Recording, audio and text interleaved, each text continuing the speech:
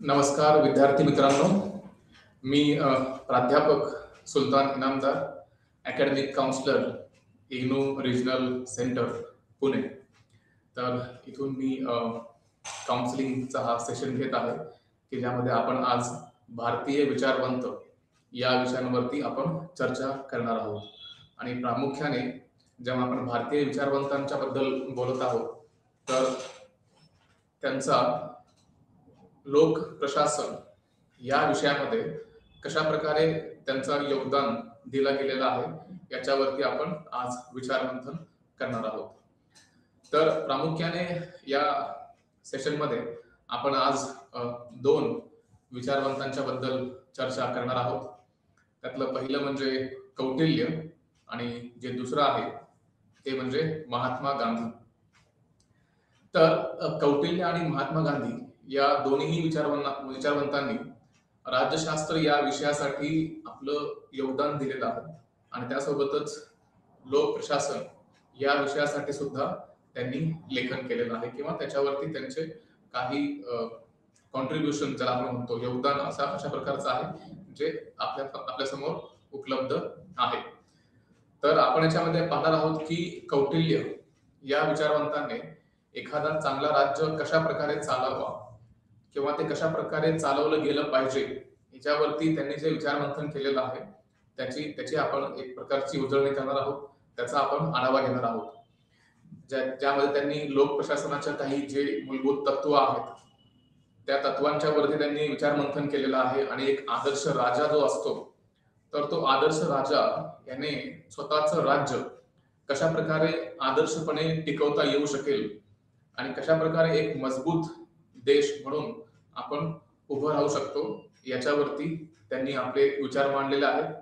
आणि जेव्हा ते राज्याबद्दल बोलत आहेत त्यासोबत ते राजा देखील तितकाच महत्वाचा आहे आणि राजा हा मात्र अगदी शक्तिवान किंवा बलवान असला पाहिजे अशा प्रकारची जे विचार आहेत ते कौटिल्य यांनी मांडलेले आहेत. त्यासोबतच महात्मा गांधी यांना आपण सर्वजण ओळखतो. प्रामुख्याने भारताच्या ज्याला म्हणून आपण स्वतंत्र संग्रामामध्ये यांचं मोलाचं योगदान राहिलेलं आहे आणि त्यांनी आपले विचार अनेक विषयांमध्ये दिलेले आहेत. आणि त्यामध्ये आपण आज पाहणार आहोत प्रामुख्याने की लोक प्रशासन या विषयामध्ये महात्मा गांधींनी कशा प्रकारे आपलं योगदान दिलेलं आहे. एक आदर्श राज्य ज्याला महात्मा गांधी आपल्या भाषेमध्ये रामराज्य असं देखील कधी कधी म्हणायचे. तर हे एक आदर्श राज्य ज्याला म्हणतो आपण तर हे आदर्श राज्य कशा प्रकारचं असलं पाहिजे याच्यावरती आपण आज थोडासा आढावा घेणार आहोत. तर सर्वप्रथम आपण सुरुवात करूयात पहिल्या विचारवंतासोबत, ते म्हणजे कौटिल्य. तर कौटिल्य हा जो शब्द आहे हा एक नाव आहे. त्यासोबतच चाणक्य आणि विष्णुगुप्त हे देखील तितकेच महत्वाचे नाव आहेत कारण व्यक्ती एकच आहे परंतु नाव मात्र वेगवेगळे आहेत. याच्यामध्ये कौटिल्यालाच आपण चाणक्य आणि विष्णुगुप्त असेही म्हणून ओळखतो. चाणक्यालाच आपण कधी कधी कौटिल्य असं म्हणतो किंवा त्यांना आपण विष्णुगुप्त असं देखील म्हणतो. तर अनेक पुस्तकांमधून चाणक्याचा वेगवेगळा अवतार आपल्याला पाहायला मिळतो की त्यांनी कशा प्रकारे त्यावेळेसच्या राजाला मदत केली होती, कशा प्रकारे त्यांनी एक चांगलं राज्य उभं करता यावं यासाठी मोलाचं एक योगदान दिलं होतं. त्याच्यावरती आपण आज थोडीशी आपण त्याच्यावरती चर्चा करणार आहोत. तर कौटिल्य हे एक प्रकारचे शिक्षक देखील होते. ते एक प्रकारचे लेखक होते, रणनीतिकार होते, तत्वज्ञ पण होते, अर्थशास्त्रज्ञ होते आणि राजाचे सल्लागार देखील होते. तर चाणक्याने किंवा कौटिल्याने त्यावेळेस अनेक प्रकारचं शिक्षण दिलेलं होतं आणि त्यामध्ये प्रामुख्याने जे शिक्षण उपलब्ध झालं ते म्हणजे अर्थशास्त्र या पुस्तकांमध्ये त्यांनी मांडलेलं आहे. म्हणजेच भलेही तो नाव अर्थशास्त्र असं लिहिलेलं आहे पण याचा अर्थ असा आहे की राज्य कसं चालवलं गेलं पाहिजे किंवा देश कशा प्रकारे चालवला जाऊ शकतो आणि कशा प्रकारे आपण एक आदर्श राज्याकडे जाऊ शकतो त्याच्यावरती चाणक्याने भाष्य केलेलं आपल्याला दिसतं. तर त्यावेळेस चाणक्य हे जे व्यक्ती होते त्यांनी शिक्षण या व्यवस्थेकडे खूप जास्त लक्ष दिलेलं होतं. त्यांचं म्हणणं होतं की जर आपल्याला एक चांगलं राज्य उभं करायचं असेल तर त्यासाठी एक चांगला राजा देखील तितकाच महत्वाचा आहे. राजा असणं देखील तितकंच महत्वाचं आहे. आणि जो कोणी राजा असेल तो कमकुवत नसला पाहिजे, तर तो सर्व समावेशिकता दृष्टिकोन असलेला व्यक्ती असला पाहिजे, की जेणेकरून तो प्रत्येक घटकाला समजू शकेल. त्याला म्हणून आपण कायद्याचं ज्ञान असले पाहिजे, किंवा त्याला युद्ध कशा प्रकारे करता यावं याच्याबद्दल सुद्धा ज्ञान असलं पाहिजे. फक्त युद्ध करून आपली भूमीचं संरक्षण करण्याचं नव्हे, तर दुसऱ्या राज्यातली भूमी आपल्या ताब्यात कशा प्रकारे घेता येईल याचा देखील विचार केला गेला पाहिजे. तर हे अनेक ज्याला म्हणून आपण मुद्दे आहेत की जे कौटिल्याने आपल्या विचारांच्या माध्यमातून आपल्यापर्यंत पोहोचवण्याचा प्रयत्न केलेला आहे. ते एक लेखक पण होते. लेखक या कारणासाठी कारण त्यांनी अर्थशास्त्र हा ग्रंथ लिहिलेला आहे. आणि ग्रंथ म्हणजे तो ज्याला म्हणूयात आपण की त्यामध्ये सर्व प्रकारची माहिती आपल्यासाठी मिळते, की एक आदर्श राज्य कशा प्रकारे चालवलं जाऊ शकतं याच्यावरती जर आपल्याला एक चांगलं ज्याला म्हणून आपण मटेरियल हवं असेल, एक चांगलं संदर्भ हवा असेल, तर आपण अर्थशास्त्र या पुस्तकांकडे पाहू शकतो. कारण या पुस्तकांमध्ये चाणक्याने अर्थशास्त्राच्या माध्यमातून राज्य कशा प्रकारे चालवलं जाऊ शकतं याच्यावरती खूप सुंदर असं लेखन केलेलं आहे, की ज्यामधून आपल्यापर्यंत ही माहिती पोहोचते की एक आदर्श राज्य आपण कशा प्रकारे उभं करू शकतो.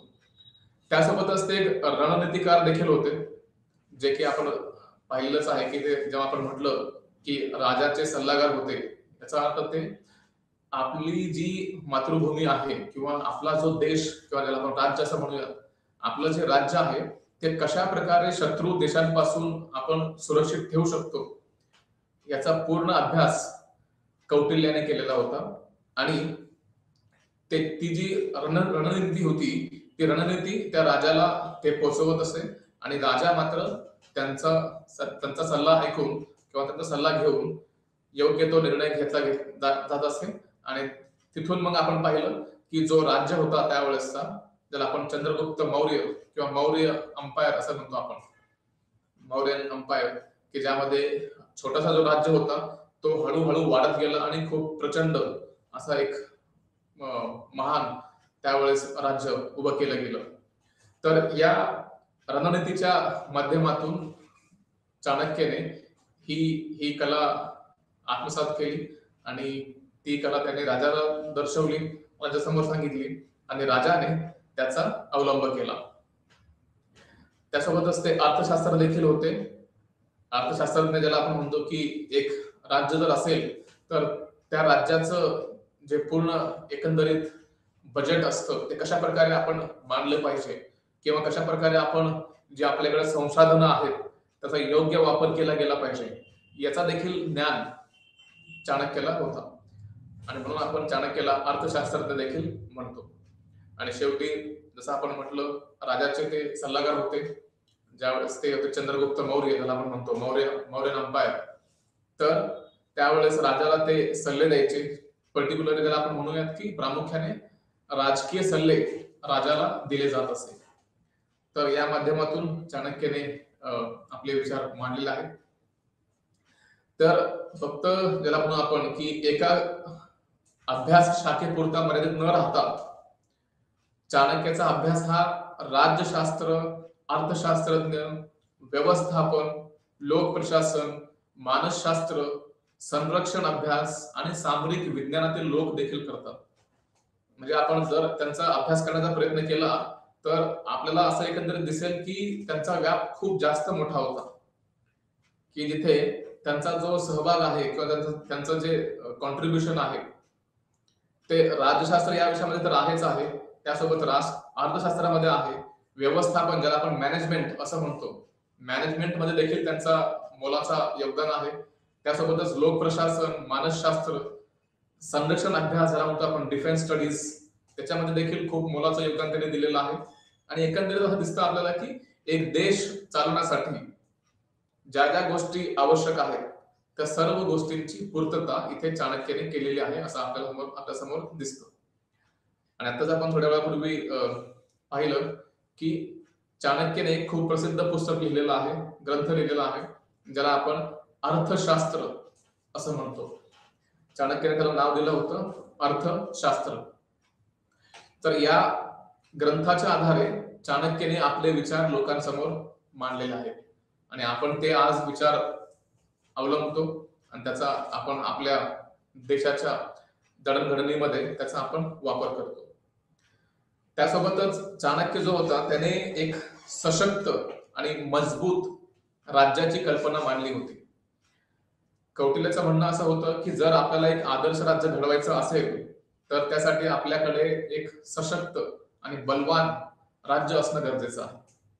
आपण फक्त असं बोलून चालणार नाही की राज्य आहे तर राज्य लोकांची काळजी घेईल किंवा मग लोकांच्या प्रती खूप प्रेम दाखवेल किंवा लोकांची जी काही मूलभूत गरजा आहेत त्या गरजा पूर्ण करेल. फक्त हे सांगून चालणार नाही, हे बोलून चालणार नाही, तर त्याला कृतीमध्ये आणणं देखील तितकंच महत्वाचं आहे. आणि जर त्याला कृतीमध्ये जर उतरवायचं असेल तर राज्याकडे अनेक शक्ती द्याव्या लागतील. त्यासाठी राज्याच्या जे संस्था असतील किंवा राज्य ही एक मोठी संस्था जी असेल त्याच्याकडे अनेक अधिकार द्यावे लागतील की जेणेकरून राज्य मजबूत होईल, सशक्त होईल आणि कोणीही राज्याच्या विरुद्ध षडयंत्र रचण्याची हिंमत करणार नाही. आणि जर असं कोणी करताना पाहिलं गेलं तर मग अशा वेळेस त्या व्यक्तीला योग्य ती शिक्षा दिली जाईल. तर एक प्रकारे लोकांच्या मनामध्ये भीती देखील बसवण्याचा हा प्रयत्न होता की जर आपण राज्याच्या विरुद्ध ज्या देशामध्ये आपण राहत आहोत त्या देशाच्या विरुद्ध जर काही कारवाई करताना आढळली तर मग अशा वेळेस मात्र त्यांना शिक्षा दिली जात असेल की जेणेकरून राज्य अजून जास्त मजबूत केला गेला. आणि त्यांचं म्हणणं होतं की जर आपल्याला एक राज्य बलवान बनवायचं असेल तर त्यासोबतच राजाला देखील बलवान बनवणं तितकंच महत्वाचं आहे. फक्त राज्य शक्य त्याला म्हणून आपण की खूपच सशक्त आहे आणि राजा अशक्त आहे असं हा जो विरोधाभास आहे तो विरोधाभास घेऊन चालता येणार नाही. जर आपल्याला एक सशक्त आणि मजबूत राज्य उभं करायचं असेल तर त्यासाठी राजाला देखील तितकंच बलवान बनवावं लागेल. आणि जेव्हा आपण राजाला बलवान बनवू, राजाकडे आपण जेव्हा काही अधिकार सत्ता देऊ त्यावेळेसच आपण एक सशक्त राज्याची कल्पना करू शकतो. तर एकंदरीत कौटिल्य आपल्याला इथे एक मजबूत देशाची किंवा राज्याची उभारणी करण्यासाठी प्रेरणा देताना दिसतो. आता याच्यामध्ये आपण पाहूयात की जे जे अर्थशास्त्र या पुस्तकामध्ये चाणक्याने त्याचे विचार मांडलेले आहेत तर त्याचे विचार आपण कशा प्रकारे अभ्यासू शकतो. तर त्याचे विचार आपण लोक प्रशासनाची जी तत्वे आहेत, प्रिन्सिपल्स ऑफ पब्लिक ऍडमिनिस्ट्रेशन, याच्या माध्यमातून आपण आज पाहणार आहोत की कशा प्रकारे त्या विचारांना आपण आपल्या समाजामध्ये किंवा आपल्या देशामध्ये त्याची अंमलबजावणी आपण कशा प्रकारे करू शकतो याच्यावरती आपण चर्चा करूया. तर पहिलं जे तत्व त्याने मांडलं ते म्हणजे डिव्हिजन ऑफ वर्क, ज्याला आपण कामाची विभागणी असं म्हणतो. तर जे काही काम दिलं गेलेलं असेल तर ते काम एकट्या व्यक्तीने न करता ते अनेक लोकांच्या मध्ये विभागून द्यायचं की जेणेकरून प्रत्येक व्यक्ती आपलं काम योग्य तऱ्हेने करू शकेल. आणि चाणक्याचं हे स्पष्ट मत होतं की जर आपल्याला एखादं काम चांगल्या पद्धतीने करायचं असेल तर ते फक्त एका व्यक्तीच्याकडे देऊन चालणार नाही, तर त्यासाठी त्याची योग्य विभागणी करणं अत्यंत गरजेचं आहे. तर त्यावेळेस चाणक्याने अशी रचना केली की राज्यामध्ये जवळपास 34 विभाग असतील, ज्याला आपण आजच्या भाषेमध्ये जर बोलायचं म्हटलं तर जवळपास 34 जे आहेत ते मिनिस्ट्रीज असतील, मंत्रिमंडळ असतील. 34 म्हणून आपण की डिपार्टमेंट्स असतील.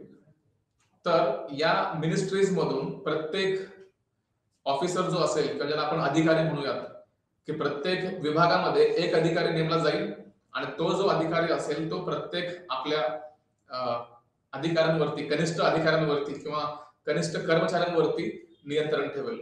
आणि एखादं काम करायचं असेल तर कशा प्रकारे योग्य तऱ्हेने ते काम करता येईल याचा तो विचार करत असेल. आणि त्या अधिकाऱ्याकडे देखील खूप जास्त सत्ता दिली गेली होती किंवा आपण म्हणूयात की पॉवर्स दिले गेले होते. जर एखादा अधिकारी वरिष्ठ जे लोक असतील किंवा वरिष्ठ जे अधिकारी आहेत त्यांचं जर एखादं निर्णय मान्य करत नसेल तर अशा लोकांना त्या विभागातून बरखास्त देखील केलं जायचं. जे लोक योग्य तऱ्हेने आपली भूमिका बजावत नव्हते अशा लोकांना देखील बरखास्त केलं जायचं किंवा मग त्यांना जे काही योग्य दंड असेल तो दंड दिला जायचा. तर एकंदरीत असं म्हणू शकतो आपण की इथे कामाची विभागणी केली गेली होती आणि ती कामाची विभागणी अशा प्रकारे होती की 34 विभाग त्यामध्ये असतील. जसं आपण आजच्या घडीला म्हणतो की आपल्याकडे रेल्वे खातं आहे, आपल्याकडे शिक्षण खातं आहे, एज्युकेशन मिनिस्ट्री किंवा रेल्वे मिनिस्ट्री, डिफेन्स मिनिस्ट्री आहे, होम मिनिस्ट्री आहे, मंत्रालय जे आहेत, अनेक मंत्रालय जे आहेत, हे कामाचं आपण विभाजन केलेलं आहे. त्याच प्रकारे तेव्हा तो राज्य जेव्हा चालत होता त्यावेळेस जवळपास 34 विभाग केले गेले होते आणि प्रत्येक विभागामध्ये एक अधिकारी असायचा जो प्रमुख असायचा तो विभागाचा. जसं आजच्या घडीला आपण कॅबिनेट मिनिस्टर असं म्हणतो, म्हणजे तो विभागाचा प्रमुख असेल, हेड ऑफ द डिपार्टमेंट. त्याच्याकडे जो काही विभाग दिला गेला असेल तो विभाग त्याच्याकडे असेल, त्याचा तो प्रमुख असेल आणि त्यासोबत त्या विभागामध्ये जेवढे लोक काम करणारे आहेत ते सर्व अधिकारी त्या विभाग प्रमुखाच्या अधीन काम करायचे. तर अशा प्रकारे ते कामाची रचना विभागली गेली होती. त्यासोबतच हायरार्की किंवा पदानुक्रम ज्याला आपण मराठीमध्ये म्हणतो, प्रशासनात पदानुक्रम कायम होता आणि जो राजा होता तो पिरॅमिडच्या शीर्षस्थानी होता. म्हणजे असं म्हणूयात आपण की आजच्या वेळेला जर आपण पाहिलं तर कुठलीही नोकरशाही जी आपल्या समाजामध्ये असेल, ते भारत असेल किंवा मग अजून अन्य कोणता देश असेल, तर आपण इथे एक गोष्ट पाहतो की अधिकाऱ्यांच्या मध्ये एक प्रकारचं पदानुक्रम असतं. पदानुक्रम म्हणजेच काय की एखादा व्यक्ती असेल जो शीर्ष स्थानावरती असेल किंवा उच्च स्थानावरती असेल, त्यानंतर मग दुसऱ्या स्थानावरती एखादा अधिकारी असेल, तिसऱ्या स्थानावरती एखादा अधिकारी असेल, ज्याला आपण स्तर ज्याला म्हणतो आपण, एक प्रकारचे स्तर असतील त्यामध्ये, किंवा ज्याला आपण रँकिंग असं देखील म्हणतो. तर रँकिंग नुसार आपण लोकांची किंवा हे अधिकाऱ्यांची आपण वर्गवारी करत होतो आणि यामध्ये जो कोणी चांगला कार्य करत असेल त्यांना प्रमोशन देखील दिले जात होते. ज्याला आपण म्हणतो की बढती, मराठीमध्ये आपण त्याला बढती हा शब्द वापरू शकतो की एखादा व्यक्ती जर, एखादा अधिकारी जर खूप चांगलं कार्य करत असेल तर मग अशा व्यक्तीला पुढच्या पदावरती प्रमोशन दिलं जात होते आणि एकदम जो टॉप लेवलचा अधिकारी जो असेल, ज्याला म्हणतो आपण एकदम जो शीर्षस्थानी उच्च स्थानी बसलेला जो व्यक्ती असेल तो म्हणजे राजा होता. सर्वांच्या वरती राजा होता आणि त्या राजाच्या अधीन हे सर्व जेवढे विभाग आहेत ते सर्व विभाग त्याच्या अधीन असायचे. म्हणजेच काय, एक प्रकारचं पदानुक्रम होते की जिथे काही उच्च अधिकारी होते, ज्याला आपण वरिष्ठ अधिकारी म्हणतो, आणि काही कनिष्ठ अधिकारी होते. तर अशा प्रकारे त्यांची रँकिंग केली गेली होती आणि राजा जो शब्द देईल किंवा जो निर्णय घेईल तो निर्णय सर्वांना मान्य करावा लागेल. तर अशा प्रकारची रचना केली गेली होती, ज्याला आपण युनिट ऑफ कमांड असं देखील म्हणतो. म्हणजेच आदेशाची एकता, युनिटी ऑफ कमांड. म्हणजे जे अधिकारी आहेत ते आपल्या कनिष्ठ अधिकाऱ्यांना काही ऑर्डर्स द्यायचे, ज्याला आपण म्हणू की काही आदेश जारी करायचे आणि ते आदेश कनिष्ठ अधिकाऱ्यांनी पाळणं बंधनकारक होतं. आणि सर्वांच्या वरती एक व्यक्ती होता, तो म्हणजे राजा. तर कोणत्याही अधिकाऱ्याने एखादा निर्णय घेतला असेल तर त्या निर्णयाला रद्द करण्याचा अधिकार हा राजाकडे होता आणि राजा जो काही निर्णय घेईल तो अंतिम निर्णय मानला जायचा. राजाच्या वरती कोणीही नसेल. राजा हा प्रमुख होता आणि राजाकडे सर्व प्रकारचे म्हणून आपण की अधिकार होते, ज्याला आपण सेंट्रलायझेशन ऑफ पॉवर असं देखील म्हणतो. सेंट्रलायझेशन ऑफ पॉवर मध्ये काय असायचं तर सत्तेचं केंद्रीकरण केलं जायचं. आज आपण जी भारतामध्ये जर रचना पाहिली तर ती पण काहीशी तशा प्रकारचीच आहे. आता आपण थोडंसं डिसेंट्रलायझेशन कडे चाललेलो आहोत, पण आतापर्यंत जे राहिलेलं आहे किंवा अजूनही प्रामुख्याने जे दिसतं ते म्हणजे सत्तेचं केंद्रीकरण, की जिथे जे सर्व अधिकार असतात ते केंद्राकडे असतात. आणि ह्याच्यामध्ये दुसऱ्या अर्थाने आपण सेंट्रलायझेशन ऑफ पॉवर हा शब्द वापरतोय किंवा सत्तेचे केंद्रीकरण हा शब्द वापरतोय. तर इथे सांगण्याचा उद्देश हा की जे काही सर्व वैधानिक अधिकार आहेत, जे काही कार्यकारी अधिकार आहेत, आणि त्यासोबतच न्यायिक अधिकार आहेत ते सर्व अधिकार राजाकडे असते. राजा हा त्या सर्व अधिकारांवरती, ज्याला म्हणू आपण की उच्च किंवा वरिष्ठ राजा म्हणून ओळखला जात असे. तर याच्यामध्ये काय व्हायचं की जेव्हा आपण सेंट्रलायझेशन ऑफ पॉवर करतो, तर इथे सक्षमपणे प्रत्येक व्यक्ती आपलं कार्य करू शकेल याची खबरदारी घेतली जाते. तर जो कोणी व्यक्ती आहे तो आपले कार्य सक्षमपणे करू शकेल याकडे लक्ष दिलं जायचं. आणि जर आपल्याला हे कार्य सक्षमपणे लोकांकडून करून घ्यायचं असेल, अधिकाऱ्यांकडून करून घ्यायचं असेल, तर मग राजाकडे काही अधिकार असणं अत्यंत आवश्यक होतं. आणि त्यामुळेच काय झालं, तर सत्तेचे केंद्रीकरण केले गेले की जेणेकरून राजा जो निर्णय घेईल तो निर्णय सर्वांच्या वरती बंधनकारक असेल. तर इथे कोणत्याही प्रकारचा पर्याय दुसरा उपलब्ध नव्हता. तर राजा जो निर्णय घेईल त्या निर्णयाची अंमलबजावणी सर्वांना करावी लागत असे. आणि जेव्हा तो एखादा निर्णय घेत असे तर त्यावेळेस जो कोणी अधिकारी त्यांच्या अधीन कार्य करत होते त्या सर्वांना त्या अधिकाराची किंवा त्या ज्याला म्हणू आपण आदेशाची अंमलबजावणी करणं भाग होतं. तर यामुळे आपण म्हणतो की सत्तेचे केंद्रीकरण केले गेले की ज्यामध्ये सत्ता राजाच्या हातामध्ये एकवटली गेली होती. असं म्हणूया आपण की जेवढे वैधानिक अधिकार आहेत, वैधानिक म्हणजेच जिथे कायदा बनवण्याची जी प्रक्रिया असते किंवा कायदा बनवण्याचे जे अधिकार असतात ते राजाला दिले गेले. त्यासोबतच कार्यकारी मंडळ म्हणजेच जो कायदा निर्माण केला गेला आहे त्याची अंमलबजावणी करण्याचे अधिकार देखील राजाकडे होते. आणि त्यासोबतच न्यायिक अधिकार देखील राजाकडे होतेच. म्हणजेच काय, तर एखाद्या व्यक्तीला न्याय द्यायचा असेल तर राजा हा त्या व्यक्तीला न्याय देत असे. म्हणजेच जेवढे हे सर्व वैधानिक गोष्टी असतील किंवा कार्यकारी गोष्टी असतील त्यासोबतच जे न्यायिक गोष्टी आहेत या सर्व गोष्टी राजाच्या अधीन होते आणि कोणतीही गोष्ट राजाच्या वरती नसेल.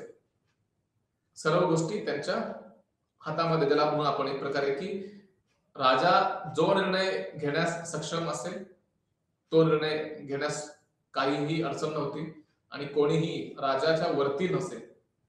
कारण राजा हा एक अशा म्हणूयात की राजा हा राज्याच्या जडणघडणीमध्ये खूप मोलाचं योगदान देत असतो.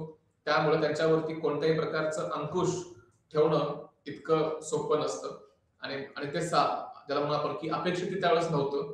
आणि म्हणून मग असं ठरलं की राजाला आपण सर्व अधिकार देऊया. आणि त्यांचं स्पष्ट मत होतं की राज्याच्या सुरक्षेसाठी मजबूत सरकार आवश्यक होते आणि म्हणून सर्व अधिकार राजाला दिले गेले. त्यांचं स्पष्ट मत होतं की आपल्याला एक जर मजबूत सरकार उभं करायचं असेल तर त्यासाठी एक मजबूत राजा असणं देखील तितकंच महत्वाचं आहे. त्यासोबतच अकाउंटेबिलिटी, ज्याला म्हणतो आपण ऑथॉरिटी अँड अकाउंटेबिलिटी, सत्ता किंवा अधिसत्ता आणि उत्तरदायित्व. ऑथॉरिटी या शब्दासाठी मराठीमध्ये अधिसत्ता हा शब्द जास्त योग्य आहे. तर यामध्ये उत्तरदायित्व देखील तितकंच महत्वाचं होतं. सत्ता आणि जबाबदारी एकत्र येतात. जेव्हा आपल्याकडे सत्ता येते त्यावेळेस याचा अर्थ हा नसतो की आपल्याकडे अमर्याद अधिकार आलेले आहेत. ज्या वेळेस आपल्याकडे सत्ता येते त्यावेळेस त्यासोबतच काही जबाबदाऱ्या देखील येतात आणि त्या जबाबदाऱ्यांचं पालन करणं खूप महत्वाचं आहे. राजाच्या चुकीच्या वर्तनासाठी राजा लोकांना उत्तरदायी असेल. चाणक्याने देखील म्हटलं होतं की राजाकडे अमर्याद शक्ती आहेत, पण याचा अर्थ हा नाही की राजा कोणताही चुकीचा वर्तन करेल किंवा कोणताही चुकीचा निर्णय घेईल. जर राजा एखादा चुकीचा निर्णय घेत असेल तर मग त्याला तो निर्णय मान्य करावा लागेल राजाला की आपण चुकलेलो आहोत आणि लोकांना त्याचं उत्तर द्यावं लागेल.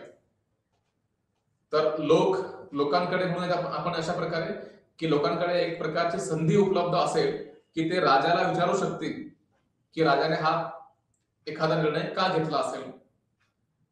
त्यामुळे कोणत्याही प्रकारच्या अन्यायी कायद्यासाठी इथे कोणतीही मुभा नसेल. तर एकंदरीत आपण असं म्हणूयात की राजाकडे अमर्याद सत्ता होती, परंतु त्या सत्तेचा दुरुपयोग होता कामा नये याची काळजी देखील राजाने घ्यायची होती. आणि म्हणून म्हटलं की ऑथॉरिटी अँड अकाउंटेबिलिटी, ज्याला आपण अधिसत्ता आणि उत्तरदायित्व असं म्हणतो. याच्यामध्ये अजून एक महत्वाचा घटक म्हणजे superiority of organisational interest over individual interest, ज्याला आपण म्हणतो की वैयक्तिक हितापेक्षा संघटनात्मक हिताचे श्रेष्ठत्व. म्हणजे तिथे असं म्हणूयात आपण की वैयक्तिक हित बाजूला ठेवून राजाला, ज्याला आपण राज्याला महत्व दिले पाहिजे. ओके, असं म्हणू शकतो की आपण आपले जे वैयक्तिक हित आहे त्या वैयक्तिक हिताला आपण एका बाजूला ठेवायचं आणि राज्य ही जी संकल्पना आहे या संकल्पनेला महत्व द्यायचं. तर राज्याला महत्व आहे, व्यक्तीला महत्व नाहीये. सांगण्याचा उद्देश हा आहे की जेव्हा आपण एखाद्या संघटनेमध्ये काम करत असतो त्यावेळेस हे पाहणं अत्यंत आवश्यक आहे की आपले जे वैयक्तिक हित आहे ते वैयक्तिक हित एका बाजूला सारून ठेवावं लागेल आणि जो काही राज्याचा हित असेल त्या राज्याच्या हिताला प्राधान्य द्यावं लागेल. आणि जेव्हा आपण असं करतो त्यावेळेस आपण म्हणू शकतो की आपण आपले वैयक्तिक हित बाजूला ठेवलेले आहेत आणि संघटनेला मजबूत करण्यासाठी आपण कार्य करत आहोत. तर इथे राजा राज्याचे प्रतिनिधित्व करतो म्हणून राजाचे हित साधले गेले पाहिजे. जेव्हा आपण म्हणतो की राजाने एखादा आदेश काढला असेल तर त्या आदेशाची अंमलबजावणी झाली पाहिजे. ती अंमलबजावणी का झाली पाहिजे तर यासाठी की राजा हा लोकांचं प्रतिनिधित्व करत असतो, राज्याचं प्रतिनिधित्व करत असतो. त्यामुळे कोणत्याही अधिकाऱ्याने प्रतिप्रश्न न करता राजाने दिलेल्या आदेशाची अंमलबजावणी करावी, इथे हे अपेक्षित आहे. पुढे आपण पाहूयात त्यासोबतच डिसिप्लिन, ज्याला आपण शिस्त असं देखील म्हणतो. कौटिल्याचं असं एकंदरीत मत होतं की आपण प्रशासनामध्ये किंवा राज्यामध्ये आपण जेव्हा काम करत असतो त्यावेळेस शिस्त हा खूप महत्वाचा घटक आहे. राज्यातील सर्व अधिकाऱ्यांनी शिस्त पाळली पाहिजे. राज्याप्रती उत्तम आणि कार्यक्षम आचरण दाखवले जाईल याची काळजी देखील घेणं देखील तितकंच महत्वाचं आहे. जर आपल्या राज्यामध्ये शिस्त नसेल तर कदाचित कोणतीही ज्याला म्हणून आपण पॉलिसी असेल किंवा कोणताही कायदा असेल त्याची योग्य प्रकारे अंमलबजावणी करणं सोपं नसेल. तर जर ही योग्य प्रकारे अंमलबजावणी करायची असेल तर प्रशासनामध्ये शिस्त आणणं खूप जास्त महत्वाचं आहे. जेव्हा आपण प्रशासनामध्ये शिस्त आणू त्यावेळेस आपण म्हणू शकतो की आपण कायद्याची योग्य अंमलबजावणी करत आहोत. आणि जेव्हा कायद्याची योग्य प्रकारे अंमलबजावणी होते त्यावेळेस राज्य सुरळीतपणे चालू राहतं. आणि जेव्हा आपण कायद्याची अंमलबजावणी करत नाही त्यावेळेस मात्र राज्यामध्ये एक प्रकारची ज्याला म्हणू आपण की अराजक परिस्थिती निर्माण होते की जिथे सरकारचं कोणी कायदा पाळणार नाही. आणि अशी जर अवस्था निर्माण झाली तर मग लोकांना नियंत्रणात आणणं खूप जास्त अवघड कार्य होऊन बसतं. आणि म्हणून तशी परिस्थिती येऊ नये किंवा येता कामा नये यासाठी प्रशासनामध्ये शिस्त पाळली गेली पाहिजे, हे तितकंच महत्वाचं आहे. त्यासोबतच समन्वय देखील असलं पाहिजे. जे अनेक आपण आता पाहिलेत की जवळपास 34 विभाग राज्यामध्ये कार्यरत होते. तर राज्यातील या सर्व विभागामध्ये समन्वय असणे आवश्यक आहे. म्हणजे सांगण्याचा उद्देश हा की एखादा विभाग एखादा निर्णय घेत असेल तर त्या निर्णयाची माहिती अन्य विभागांना देखील करणं तितकंच महत्वाचं आहे की जेणेकरून त्यांना त्यांचे निर्णय बदलण्यास सोय होईल किंवा त्यांना सोपं होईल. तर इथे ज्याला म्हणतो आपण कोऑर्डिनेशन किंवा समन्वय हा देखील तितकाच महत्वाचा घटक आहे की जिथे प्रत्येक व्यक्तीला एक प्रकारची ज्याला म्हणू आपण की मुभा असेल की तो आपल्या संघटनेमधून माहिती घेऊ शकेल की सरकार कोणता निर्णय घेत आहे आणि त्या निर्णयानुसार प्रत्येक विभाग कार्य करत राहील. त्यासोबतच डायरेक्शन, ज्याला आपण निर्देश असं म्हणतो, निर्देश देणं देखील तितकंच महत्वाचं आहे. परिस्थितीनुसार कनिष्ठ अधिकाऱ्यांना निर्देश व आदेश देण्यात यावेत. याचा साधा अर्थ असा आहे की जेव्हा समाजामध्ये अनेक गोष्टी घडत असतात किंवा परिस्थिती नेहमी बदलत राहते, तर अशा वेळेस वरिष्ठ अधिकाऱ्यांकडून काही निर्देश जारी करणे अपेक्षित असतं. असं आपण मान्य करूयात की जर राज्यावरती एखादं संकट ओढवलं गेलं असेल तर त्या संकटाला आपण कशा प्रकारे तोंड देणार आहोत किंवा त्या संकटापासून आपण राज्याची सुरक्षा कशा प्रकारे करणार आहोत, तर याची पूर्ण माहिती आपण लोकांपर्यंत पोहोचवणं अपेक्षित असतं. आणि त्यासोबतच जे विभाग सरकारमध्ये काम करत असतात, शासनामध्ये काम करत असतात, तर त्यांच्यापर्यंत ही माहिती पोहोचवणं गरजेचं असतं की जेणेकरून सरकारचा जो निर्णय असेल तो सर्व अधिकाऱ्यांपर्यंत पोहोचेल आणि त्यानंतर सर्व अधिकारी त्या दिशेने कार्य करायला सुरू करतील. पण जर ज्याला म्हणू आपण की अधिकाऱ्यांना जर माहितीच नसेल की सरकार काय निर्णय घेतंय किंवा अधिकाऱ्यांपर्यंत हे जर पोहोचतच नसेल की सरकारमध्ये काय घडतंय, तर अशा वेळेस मग हे कदाचित थोडंसं अवघड होऊन बसतं की आपण काय करणं अपेक्षित आहे.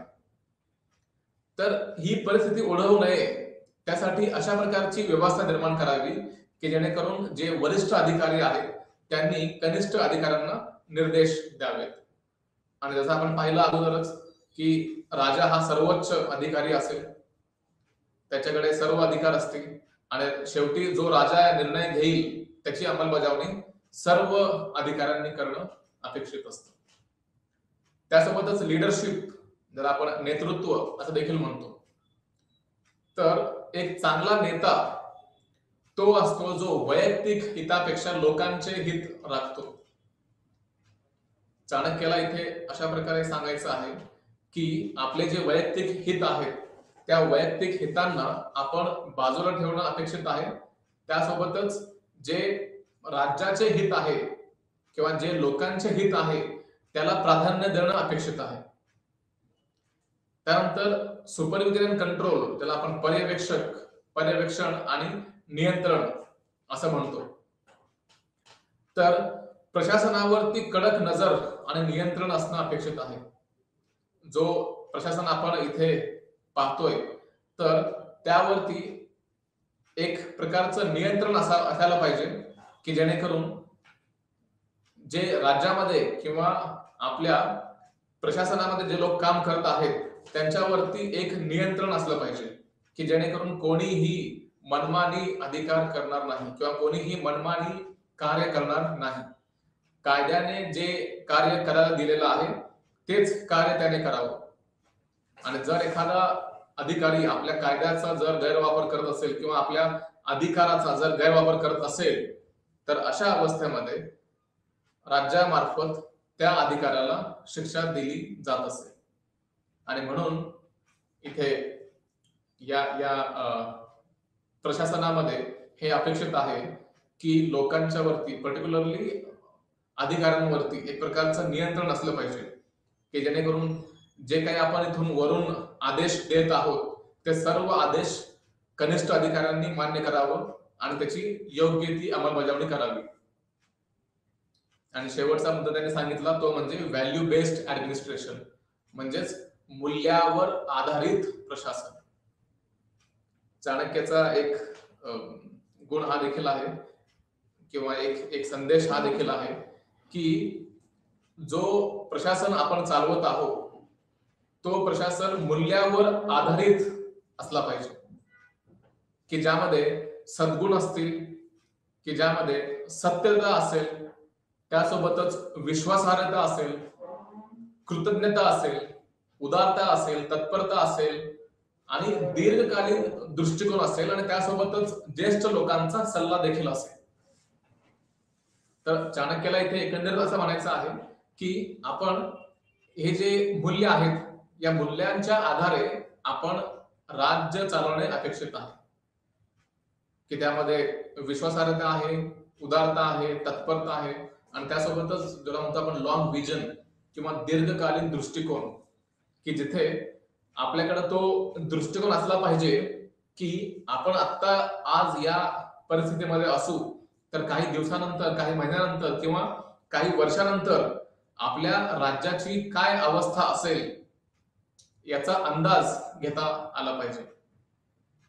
आणि त्यासाठीच मग कौटिल्य असं म्हणतो की जो राजा असेल त्या राजामध्ये हे सर्व गुण असले पाहिजे, की ज्यामध्ये त्याला आपण एकंदरीत जर असं म्हणायला गेलो तर त्यामध्ये मूल्य या गोष्टी असल्या पाहिजे. आणि त्या सर्व ज्याला म्हणू आपण की जो काही आपला प्रशासन असेल तो प्रशासन पूर्णपणे मूल्यावरती आधारित प्रशासन असेल. तर याची ही पूर्ण एकंदरीत माहिती होती. आपण पाहिलं की कौटिल्याने कशा प्रकारे राजाला हे सर्व आदेश तर म्हणता येणार नाही, एक प्रकारचे आपण म्हणू की सल्ला दिलेला आहे. आणि राजाने देखील त्यावेळेस या सर्व ज्या गोष्टी आपण आता डिस्कस केल्यात किंवा समजून घेण्याचा प्रयत्न केला तर याची अंमलबजावणी राजाने देखील तितक्याच तत्परतेने केलेली पाहायला मिळते. आता आपण पाहूयात की आपले जे दुसरे विचारवंत आहेत ते म्हणजे महात्मा गांधी. तर महात्मा गांधींचं लोक प्रशासन या विषयामध्ये कशा प्रकारे योगदान दिलं गेलेलं आहे त्याच्यावरती आपण आज थोडस विचार करूयात आणि थोडस त्यांच्याबद्दल माहिती घेऊयात की त्यांनी कशा प्रकारे आपलं योगदान राज्यशास्त्र आणि लोक प्रशासन या विषयामध्ये दिलेलं आहे. आपण महात्मा गांधींना प्रामुख्याने स्वातंत्र्य संग्रामामुळे आपण ओळखतो, जे भारताचे राष्ट्रपिता ज्याला आपण म्हणतो ते आहेत. आणि त्यासोबतच महात्मा गांधी जगभरातील नागरी हक्क आणि सामाजिक बदलासाठी अहिंसक चळवळीचे प्रेरणास्थान राहिलेले आहेत. तर आतापर्यंत पूर्ण भारतामध्ये किंवा भारताच्या पलीकडे जाऊन आपण म्हणूयात की संपूर्ण जगभरामध्ये जेवढ्या नागरी हक्कांसाठी सामाजिक चळवळी झाल्या त्या सर्व चळवळी अहिंसक पद्धतीने करण्यासाठी महात्मा गांधींनी एक प्रकारची प्रेरणा दिलेली आहे आपल्याला, की ज्यामधून आपल्याला प्रेरणा मिळते की कशा प्रकारे आपण ज्याला म्हणूयात की हिंसक गतिविधी न करता किंवा हिंसक कार्यवाही न करता आपण कशा प्रकारे हक्क मिळवू शकतो, कशा प्रकारे आपण एक चांगला समाज निर्माण करू शकतो, त्याच्यावरती महात्मा गांधींनी भाष्य केलेलं आहे. आणि तेवढंच नाही तर त्यांनी आपल्या कृतीमधून हे करून दाखवलेलं आहे की आपण हिंसेचं वापर न करता अहिंसक पद्धतीने कशा प्रकारे समाजामध्ये बदल आणू शकतो. यासाठी महात्मा गांधी हे एक योग्य उदाहरण आपल्या समोर आहे. आणि महात्मा गांधींचं हे स्पष्ट मत होतं की अहिंसा जे आहे हे बलवान लोकांचे एक शस्त्र आहे. अहिंसा हे त्यांच्यासाठी नाहीये की जे कमकुवत आहेत. अहिंसा हे त्यांचं प्रतीक आहे की जे बलवान आहेत, जे बुद्धीने बलवान आहेत, जे शक्तीने बलवान आहेत, त्यांचा हा परिचय असतो. हिंसक गोष्टी कोणीही करू शकतो, त्यांच्या परीने जेवढं शक्य आहे तेवढी हिंसा कोणीही करू शकतो, पण तेवढी सक्षमता असताना देखील अहिंसा बाळगणे हे महत्वाचं कार्य आहे. आणि गांधींचं हे स्पष्ट मत आहे की आपल्याला जर एखादं कार्य करायचं असेल आणि एखादं जर ऑब्जेक्टिव्ह ज्याला म्हणतो आपण की एखादी कृती आपण करत असू तर ते काही ना काही मिळवण्यासाठी करत असतो. आणि जर आपण ती अहिंसक पद्धतीने केली तर ती जास्त योग्य प्रकारे केली जाऊ शकते, असं महात्मा गांधींचा विश्वास होता. तर केवळ अहिंसक चळवळीतूनच स्वातंत्र्याचे सर्वोच्च उद्दिष्ट साध्य होऊ शकते असे महात्मा गांधींचा ठाम विश्वास होता. आणि महात्मा गांधींचं मत असं स्पष्ट होतं की जर आपल्याला स्वातंत्र्य मिळवायचं असेल तर त्यासाठी अहिंसक पद्धतींचा वापर करावा लागेल. कारण त्यांना त्यावेळेस कल्पना होती की भारतामध्ये जे ब्रिटिश सरकार सत्तेत होतं ते ब्रिटिश सरकार इथल्या लोकांच्या अधिकारांचं, त्याला म्हणू आपण की एक प्रकारे त्यांच्याकडनं ते अधिकार काढून घेण्यास सक्षम होतं.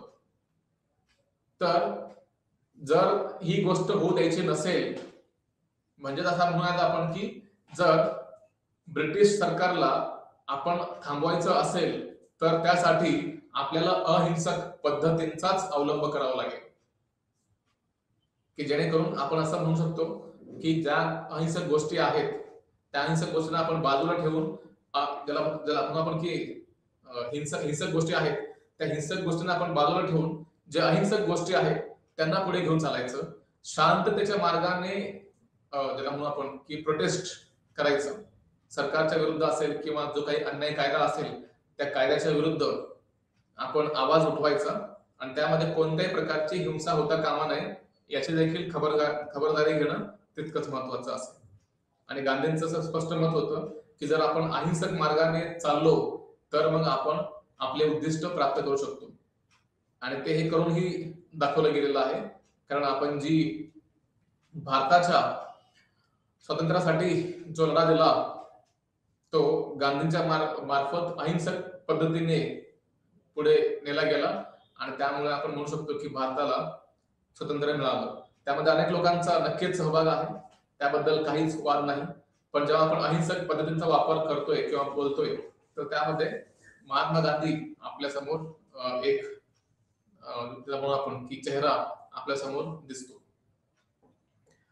तर गांधीवादी विचारसरणी ही महात्मा गांधींनी स्वीकारलेल्या आणि विकसित केलेल्या धार्मिक आणि सामाजिक विचारांचा एक समूह आहे.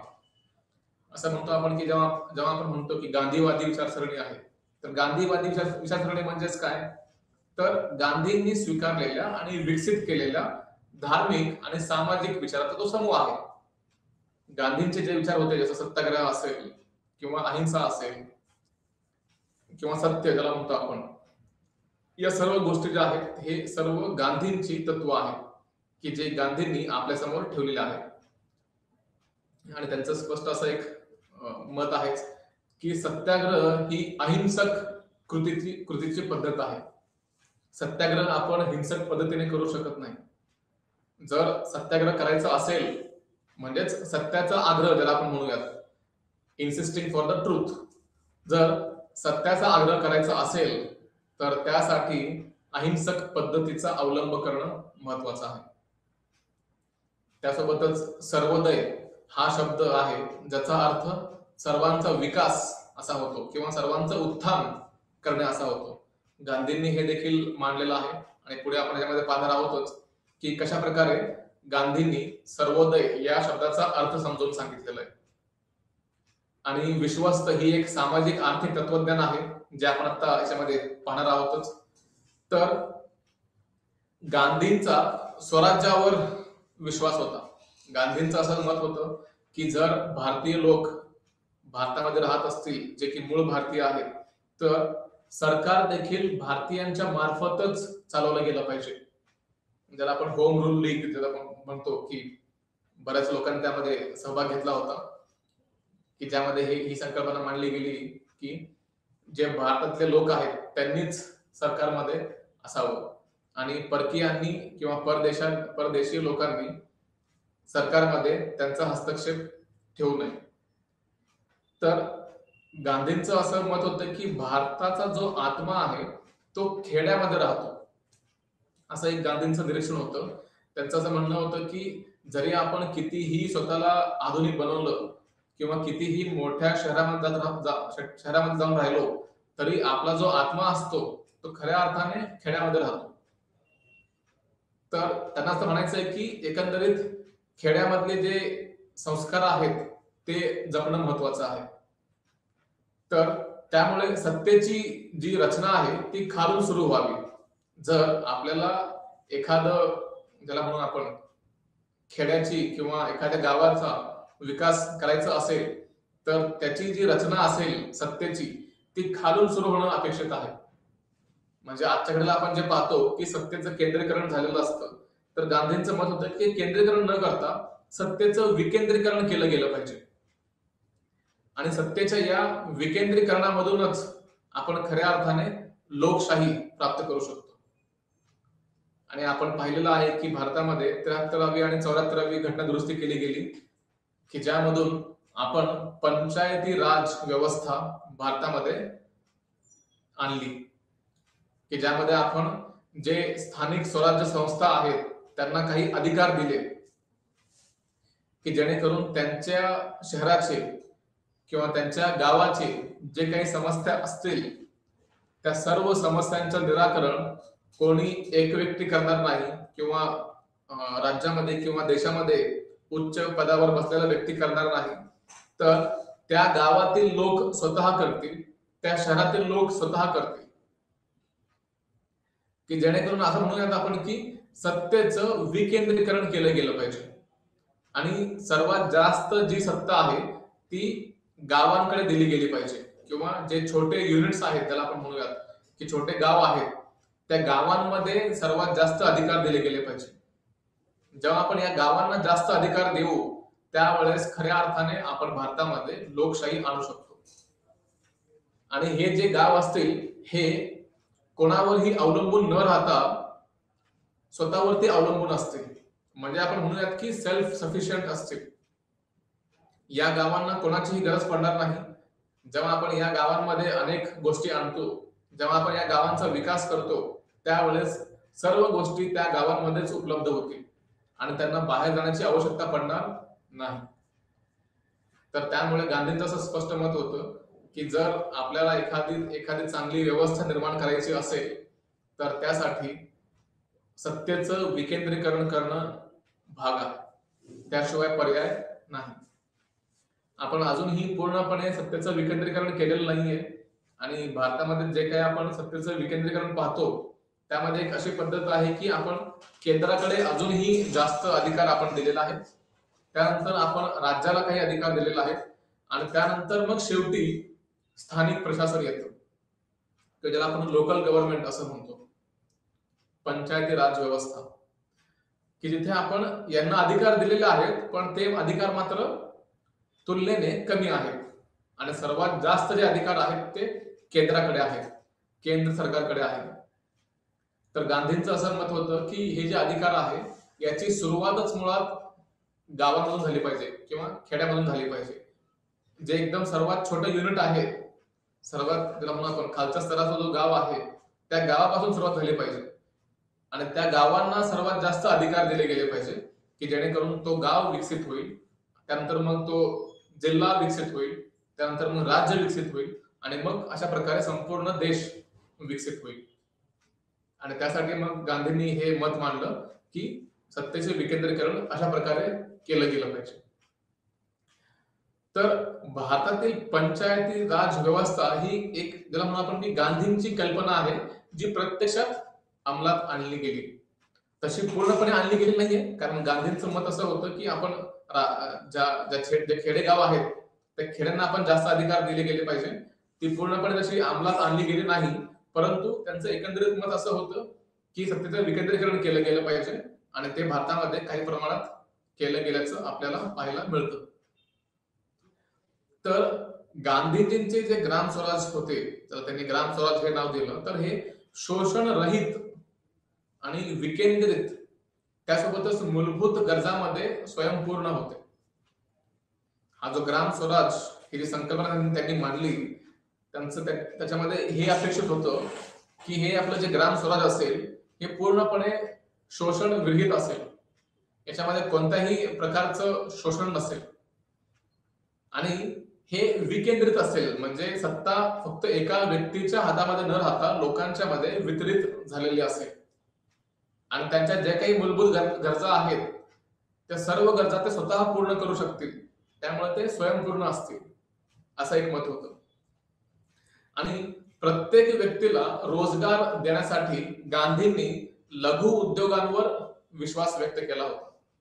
गांधींचा असं एक विचार होता की जर प्रत्येक व्यक्तीला रोजगार द्यायचा असेल तर लघु उद्योगांची निर्मिती केली गेली पाहिजे, की जेणेकरून लोक काम करतील, लघु उद्योग सुरू होतील, त्यामधून त्यांना रोजगार मिळेल आणि अशा प्रकारे देश पुढे चालू राहील.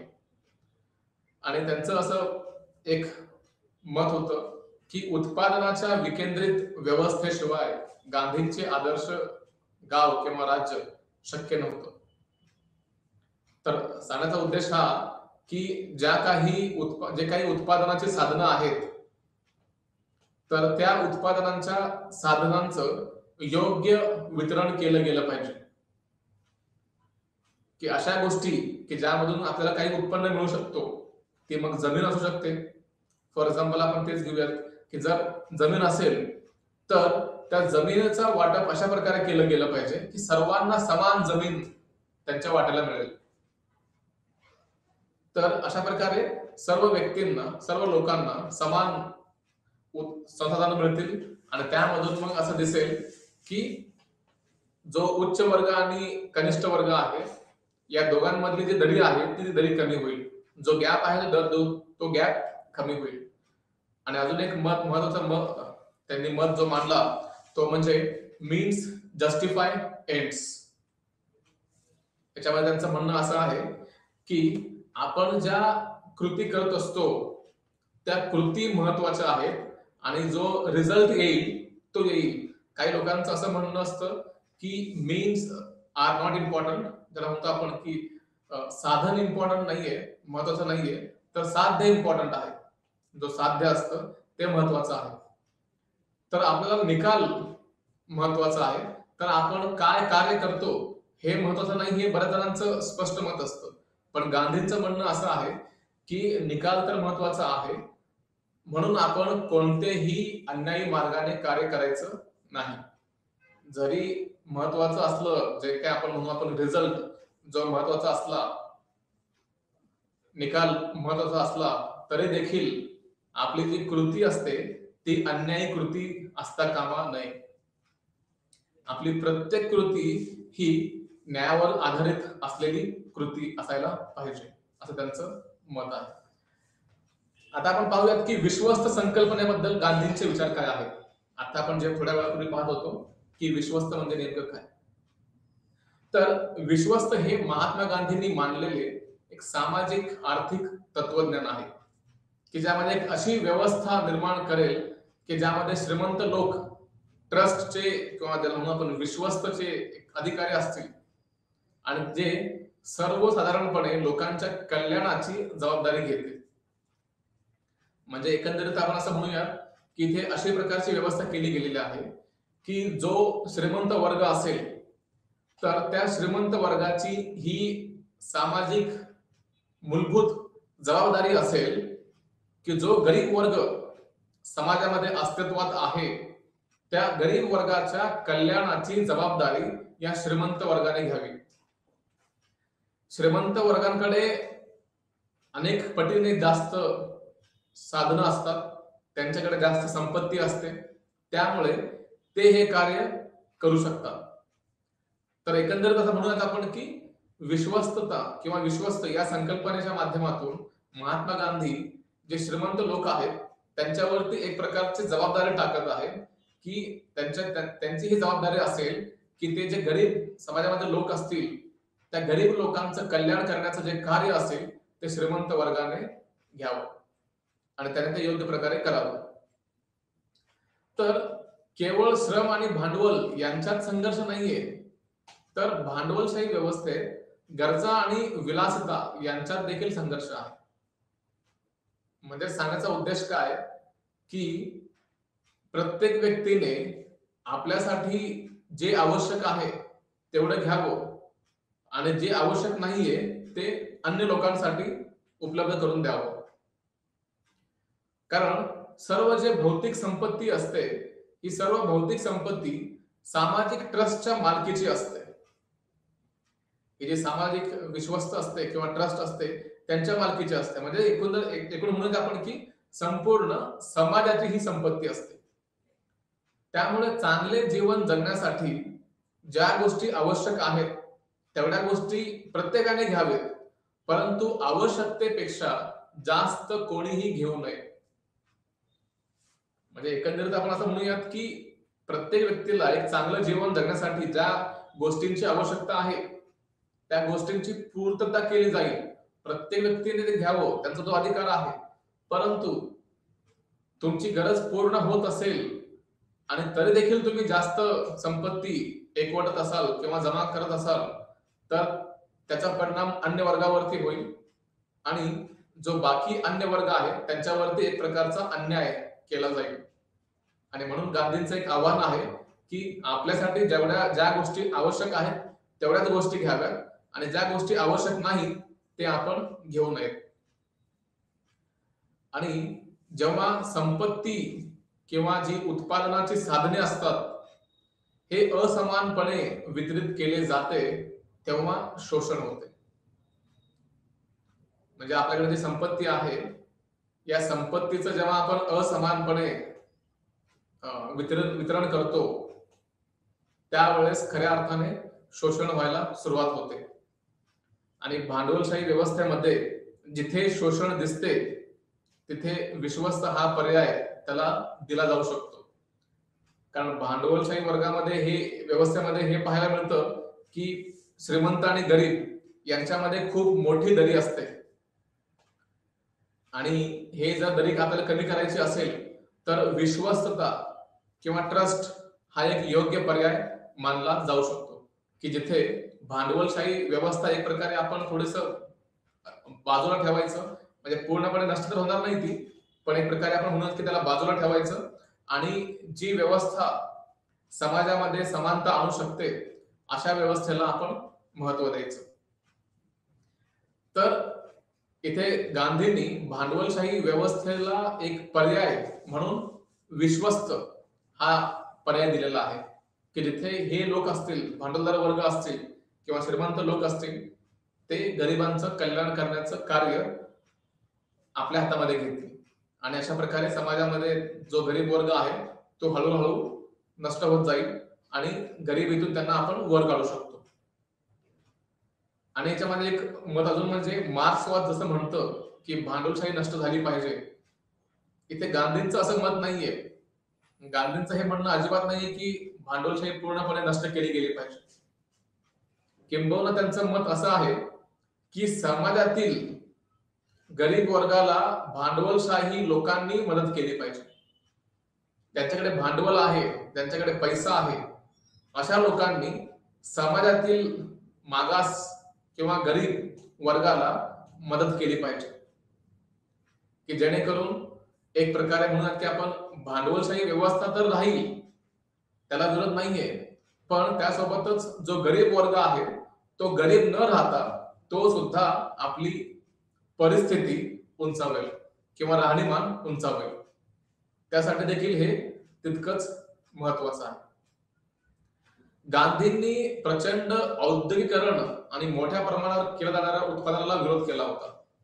हे अजून एक मत आहे की हे जे औद्योगिकरण आहे किंवा मोठ्या प्रमाणावरती जे संसाधनांचं उत्पादन केलं जातं किंवा ज्या गोष्टी आहेत जिथे आपण मशीन्स आणतो, तर मशीन्सच्या आधारे आपण मास प्रोडक्शन जे करतो म्हणजे मोठ्या प्रमाणावर जे उत्पादन करतो त्या उत्पादनाला गांधींनी विरोध केला.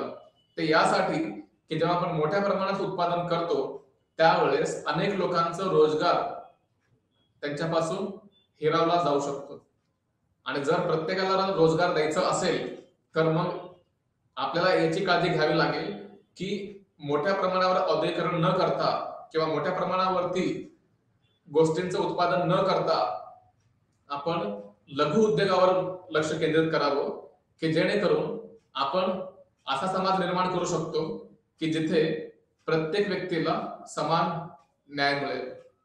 तर गांधींचं हे पूर्ण आपण आतापर्यंत जे विचार होते ते आपण पाहिलेलं आहे आणि अशा प्रकारे आपण ज्याला म्हणू आपण की दोन चांगले विचारवंत कौटिल्य आणि गांधी यांचा जो अभ्यास होता त्यांचा आपण आढावा घेतलेला आहे.